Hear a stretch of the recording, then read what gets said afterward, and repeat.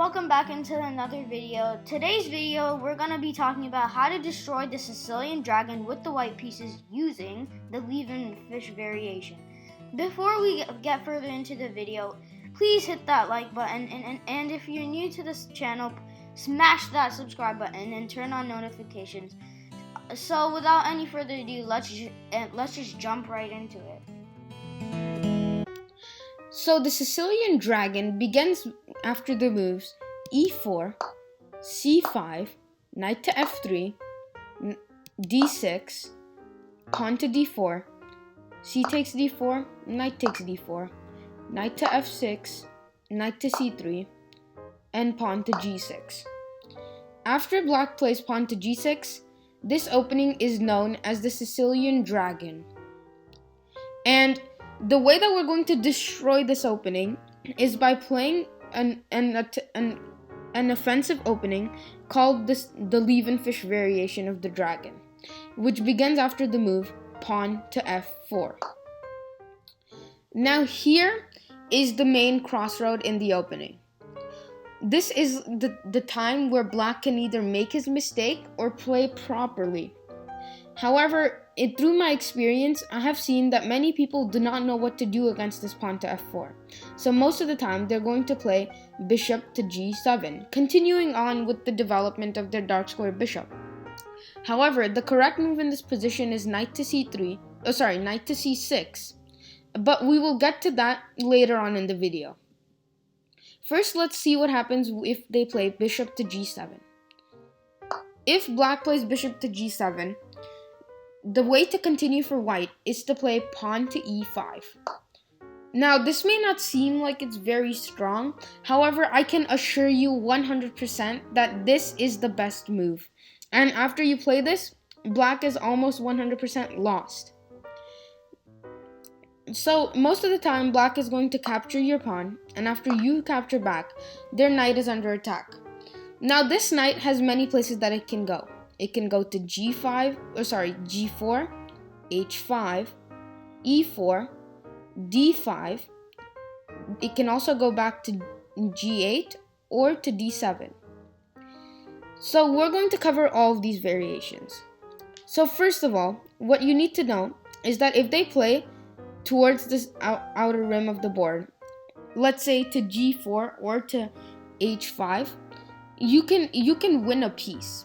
And you can do this with, let's say he goes to knight to h5. After knight to h5, you play the simple yet powerful bishop to b5 check. As you can see, they cannot block with the knight. If they block with the knight, then what you do is you just exchange and you will win a rook for your bishop because the bishop forks the king and the rook. So, since they cannot block with the knight, the only other option for black is to block with the bishop. After they block with the bishop, the correct move to win a piece is pawn to g4. As you can see, black cannot possibly capture the g4 pawn because their bishop is pinned to their king.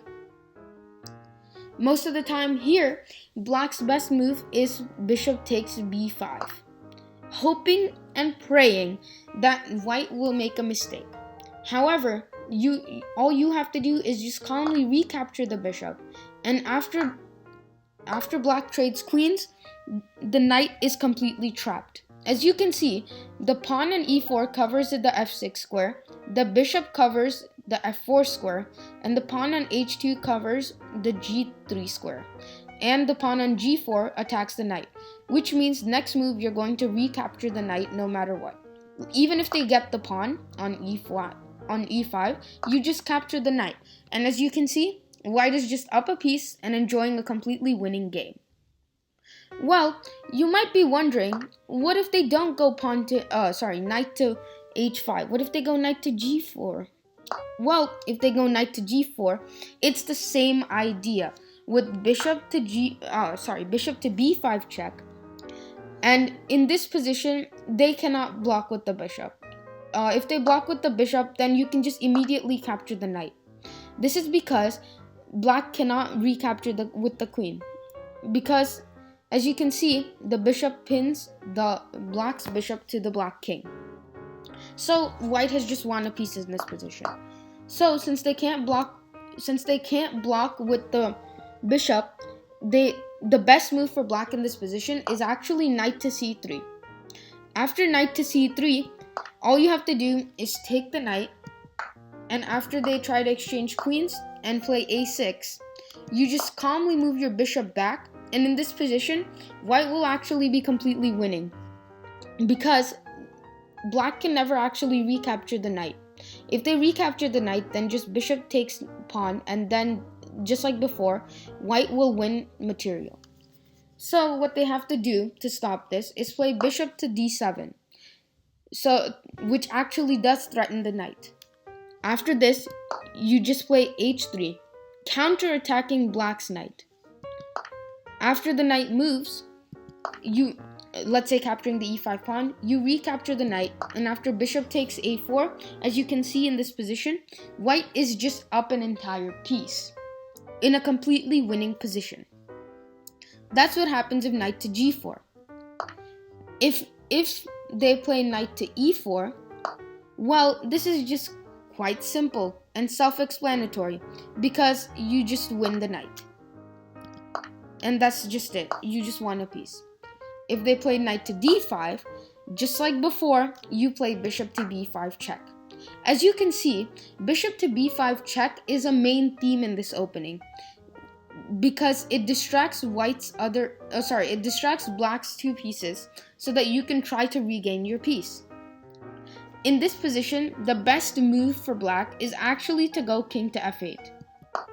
And after they do this, all you have to do is simply castle, and after a couple developing moves, white has a very strong attack on the black king. And that's simply it. In this position, white is actually much, much better and will most likely regain the piece, as you can see, because white is threatening checkmate on f7 while also double attacking the knight on d5. So no matter what black does, white will regain their piece and actually be up a piece. Let's say to defend checkmate, black plays something like pawn to f6. Well, in this position, you just have to recapture the knight and you'll be completely winning. So let's just go back a couple moves. That's what happens if knight to d5 and knight to e4. As you can see, the main theme in this opening is to play bishop to b5. So now we've covered 4 squares that the knight can go to: h5, g4, e4, and d5. Well, those are like the 4 worst squares that the knight can go to. And in all 4 of those cases, you play bishop to b5 check, and you will eventually end up a piece up or with a great attack. Well, what if black plays knight back to g8? Well, if knight to g8, can you please pause the video and guess what the correct move is? That's right. Just like before, the correct move is bishop to b5 check. And just like before, this is a main theme in the opening. After black blocks the check with bishop to d7, now you play what may seem like sacking a pawn. However, you play pawn to e6. This is an extremely strong move because it forces black to respond, because white is attacking the light squared bishop on d7 and also the f7 pawn. So most of the times, black is just going to take on e6, and after this, you play knight captures on e6.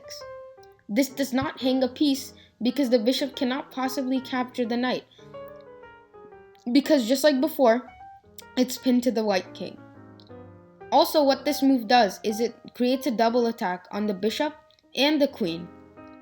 In this position, the only way for black to escape is play bishop takes c3, and after you recapture, they can just move their queen. However, in this position, even though not to a5, they play queen to b6. In this position, even though it may seem like you don't have anything, after bishop takes d7 and knight takes d7, white has the powerful queen to d5, with the idea of going queen to c4 followed by knight to c7. And honestly, there's simply nothing that black can do in this position.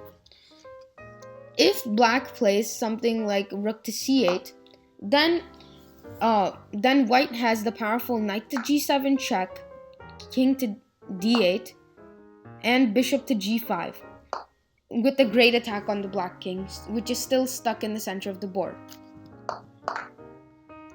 If black does not play rook to c8 and plays yet another developing move such as knight to f6, then you continue on with your plan of queen to c4. And as you can see, there's absolutely no way in which to stop knight to c7 to win the rook.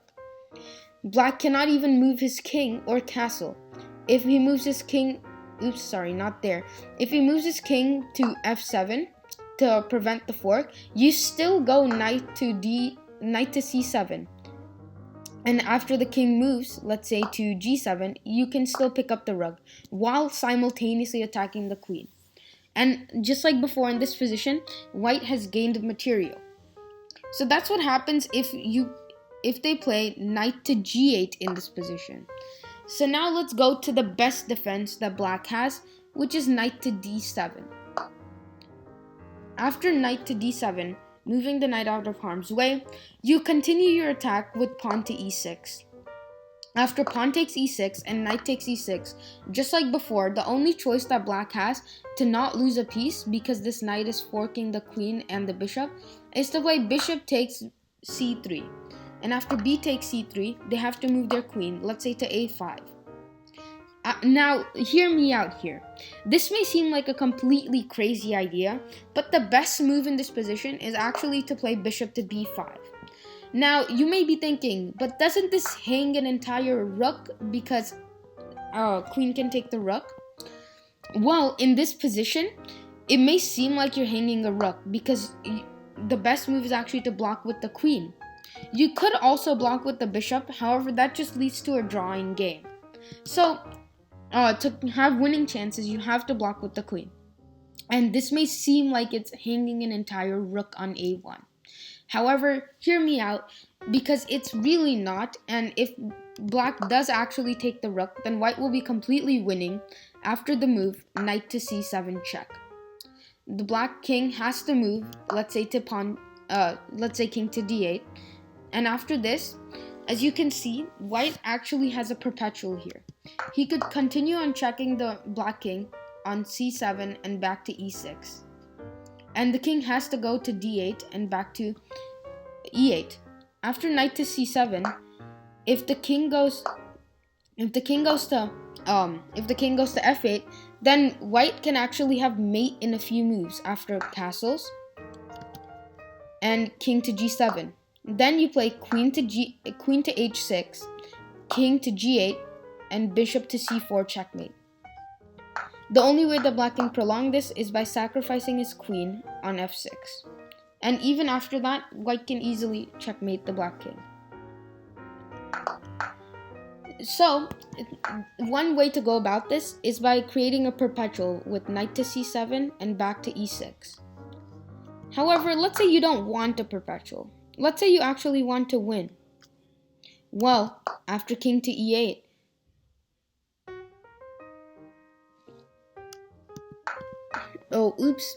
So, as you can see, after king to f8, they're completely lost. And, oh my god, I'm sorry about this. After knight to c7 check, king to d8, knight to e6 check, king to e8, white has the powerful move, castles. And this may not seem like much, however, this is actually completely winning for white. This is because, as you can see, none of black's pieces are actually developed. Along with this, white has an extremely powerful queen, which is aiming at the black king. The black king is also stuck in the center, and white has the powerful attacking rook, the knight which controls a lot of square in the black base, and the powerful bishop. After a move such as, let's say, queen to e5 for black, a possible continuation could be rook to e1, queen to f6, knight to c7 check, king to d8, and knight to e6 check. king to e8, and bishop to a3. This is an extremely powerful move. And let's say black tries to develop his pieces with knight to c6. After this, white has knight to c7 check, king to... And if he goes to the f file, then he instantly loses to rook to f1, so he has to go back to d8. Then there's knight to d5 with the attack on the queen. After queen to h4, white has the powerful bishop takes c6, pawn takes c6, and bishop takes e7 check. As you can see, after this, white has actually won black's queen. And in this position, there's actually lots of chances for white. So, as you can see, after this move, white is completely winning and will always come out on top with material. And even in the worst case scenario, white always has the perpetual with knight to c7 back to e6. However, you might be wondering, what happens if black does not play bishop to g7? Well, in this position, black's best defense and the only way that black can actually continue the game equally is with knight to c6. After knight to c6, this is where you just continue on the game like normal, with the moves such as bishop to b5, bishop to d7, and castles. In this position, it's actually completely equal, and both players have winning chances. White's idea is to bring his queen in, to bring his queen in and start attacking the black king. And black also has chances because if white overextends himself, then black can easily win the game. So yeah, that's it everybody. That's the Sicilian Levenfish variation. And I really hope that you enjoyed this video. If you have any suggestions on what I should do next for the openings series that I'm doing, please leave it in the comment section below as a suggestion so that I can get to you. Also, I reply to all of my comments, so if you have any questions about anything that I've shown today, please just leave them in the comment section below and I'll be sure to respond as quickly as possible. Other than that, don't forget to like and subscribe the video once more, and have a nice day.